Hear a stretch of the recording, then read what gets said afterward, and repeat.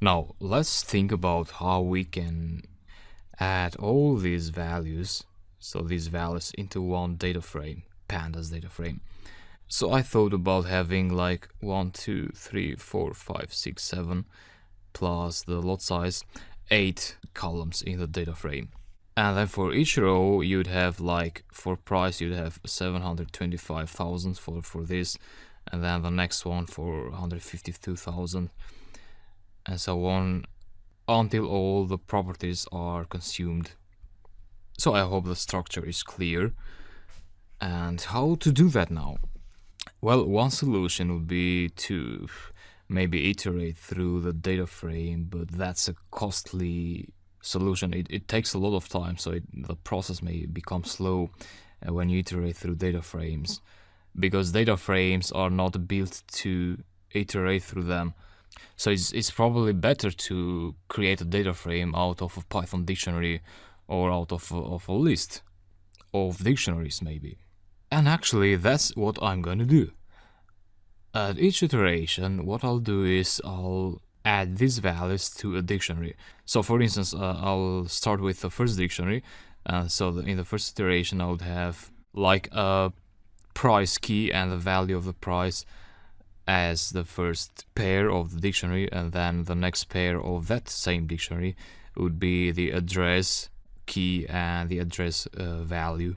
And then we go to the next pair, so we add the third pair here, and then a fourth pair, and fifth, sixth, and seventh, and eighth. So 8 pair, a dictionary of 8 pair in the first iteration.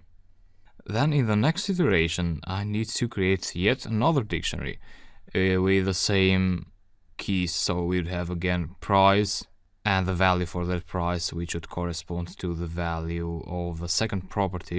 And so I'll build a second dictionary and then a third dictionary and so on until all the 10 properties here are consumed. So I'll end up with 10 dictionaries. Now, you also need to store these dictionaries somewhere, because if you just iterate through dictionaries and you lose them at each iteration, then you haven't done anything. So what we'll do, we'll store those dictionaries in a list. So the first thing you may want to do is you want to start each iteration with an empty dictionary, so that you can add the key value pairs to that fresh dictionary. So once you create an empty dictionary, then you go ahead and replace these print statements. So you'd want, let's say, price as the key of the first dictionary, and that would be equal, we don't need the brackets, this one either. So that's it. Similarly, you can do this was address, remove that, again here, let's call this locality. So we are creating keys on the fly, so price, address, and locality, and we are assigning values to those keys again on the fly.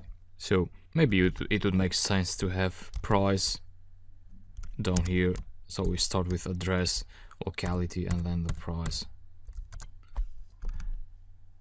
and that would be the bets. And if there are no bets, then you need to pass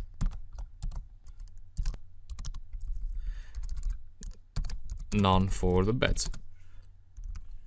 And then again, that would be area, which is equal to these again.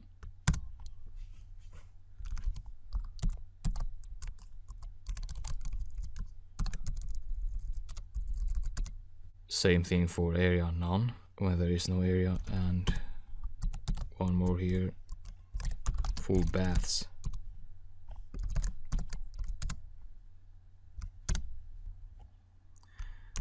We copy this, none, and this would be half baths.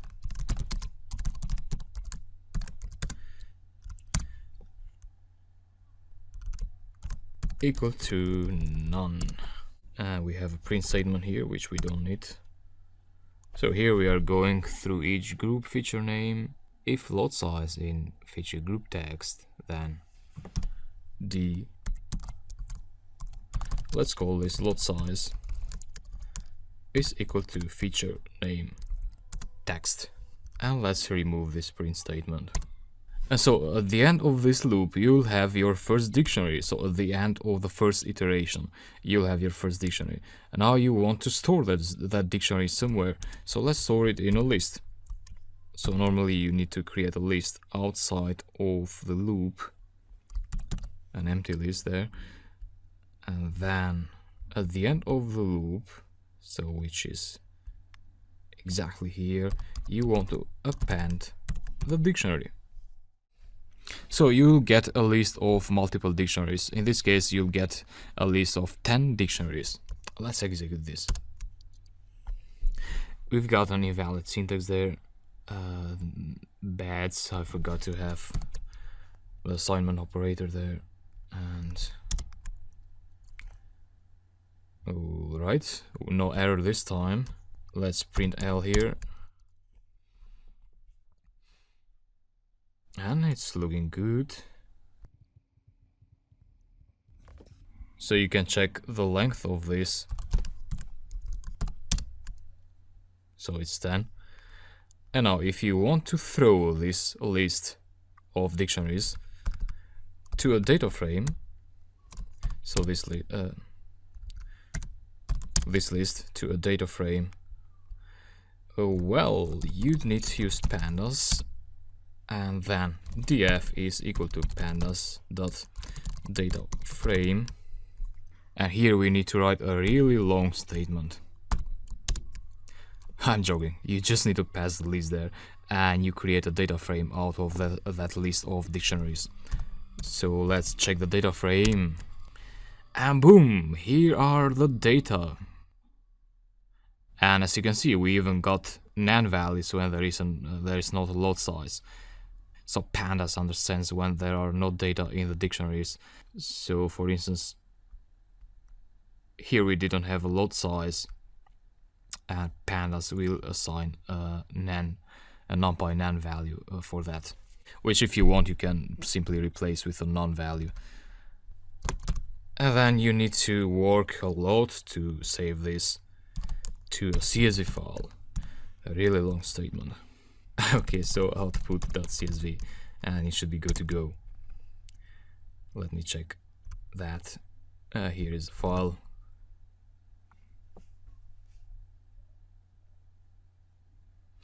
And here are the data. So it's looking good. Great, now what comes next? When, as you might guess, we need to go and get the properties of all the pages. So second page and third page. So we'll do that in the next lecture. See you.